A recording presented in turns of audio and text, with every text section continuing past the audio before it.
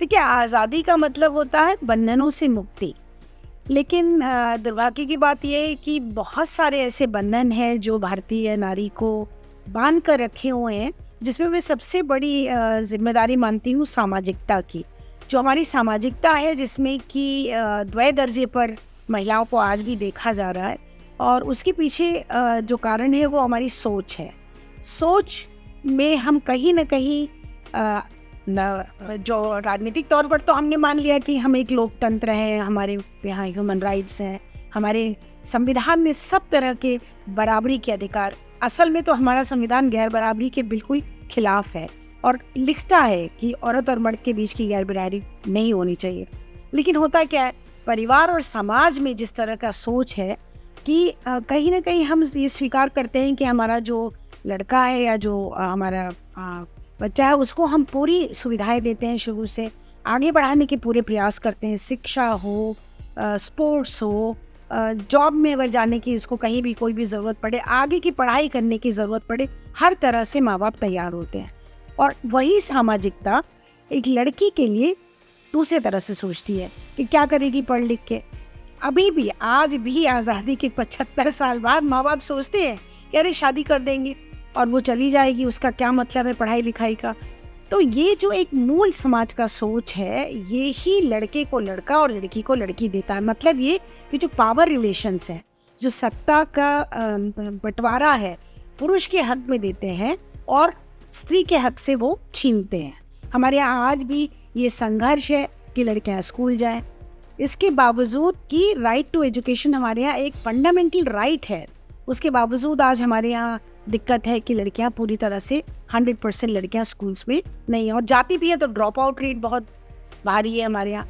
फिर दूसरा आप देखिए, रोज़गार की बात जब आती है, शिक्षा के बाद लगातार वर्क पार्टिसिपेशन रेट में औरतों की संख्या घटी है, बढ़ी नहीं है, जबकि दुनिया के विकसित देशों में ये संख्या बढ़ी है। फिर और आगे आइए, जब किसी भी तरह की निर्णय लेने का अधिकार, चाहे वो क्या पढ़े, वो क्या खाए, लड़की क्या पहने, वो किस तरह से समाज के अंदर अपने आप को आत्मविश्वास के साथ आगे लाए, इसमें भी बंधन है। और फिर आप देखेंगे उसका नतीजा ये है कि सड़कों पर लड़कियां आज़ादी से चल नहीं सकती हैं, स्कूल में पढ़ाई के लिए जाती हैं, वहाँ उनके साथ, वो तो छोड़िए, ज़िंदगी के रोज के रास्तों पर तो लड़कियों की तरह तरह के रोड़े अटकाए जाते हैं। लेकिन ऑनलाइन जो एक ज़िंदगी एक टेक्नोलॉजी की वजह से बनी है, वहाँ पर भी। और एक बात की तरफ मैं आपका ध्यान और दिलाना चाहती हूँ, जब समाज के सिर्फ लड़कियों के तबके की तरफ आप देखें तो बहुत कुछ बदला है। इतना बदला है कि आज एक लड़की आत्मविश्वास के साथ आगे की पढ़ाई करके बड़े बड़े ओहदों पर महिलाएं पहुंच रही हैं और बड़ी बड़ी जिम्मेदारियां निभा रही हैं।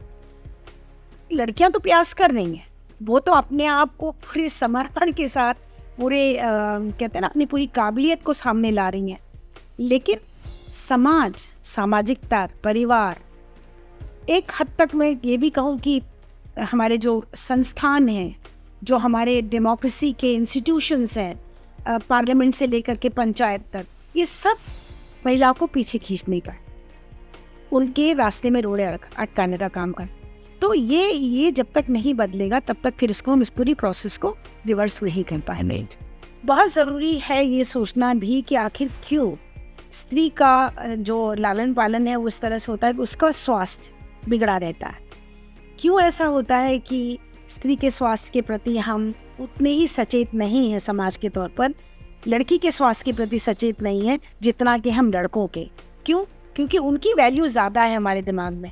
तो फिर क्या होता है, बचपन में कम खाना, बचपन में नॉन न्यूट्रिशियस खाना, उसके अलावा हर समय ये चिंता करना, अरे ये तो बहुत जल्दी बड़ी हो जाएगी, फिर इसकी शादी के बारे में। और ख़ास तौर से चूँकि मैं स्वयं गाँव से आती हूँ, तो मुझे गांव के संदर्भ में इन बातों को लगता है कि किस तरह से लोग लड़कियों पर हर तरह से उसके हेल्थ को इग्नोर करना, उसकी शिक्षा को इग्नोर करना। तो अगर तो एक सुदृढ़ समाज बनाना है और विकास की तरफ जैसा कि हमारा देश जा रहा है, तो सबसे पहले लड़कियों के हेल्थ में इन्वेस्ट करना पड़ेगा।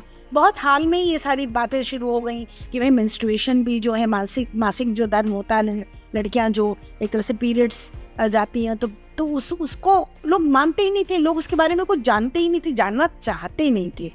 जानते तो सब थे, लेकिन जानना नहीं चाहते थे कि किस तरह से लड़की, वही प्रेगनेंसी के बारे में। कितनी सारी औरतें आज भी हिंदुस्तान में बच्चा जनते समय मर रही हैं। क्यों? क्योंकि हम उनके न्यूट्रिशन का ख्याल नहीं रख रहे हैं, क्योंकि परिवार उनके बारे में, उनकी स्वास्थ्य के बारे में सचेत नहीं है। फिर आगे आने वाले समय में टूटा फूटा स्वास्थ्य लेकर जब लड़कियां आगे बढ़ती हैं तो शायद समाज में वो ताकत नहीं आती है जो एक विकसित समाज में आनी चाहिए। तो विकसित होना है तो लड़कियों की जिंदगी को बनाना, बढ़ाना, मजबूत करना और उनके आत्मसम्मान का और उनके सम्मान का हमें पूरी तरह से ख्याल करना पड़ेगा, सामाजिक, राजनीतिक और आर्थिक तौर पर।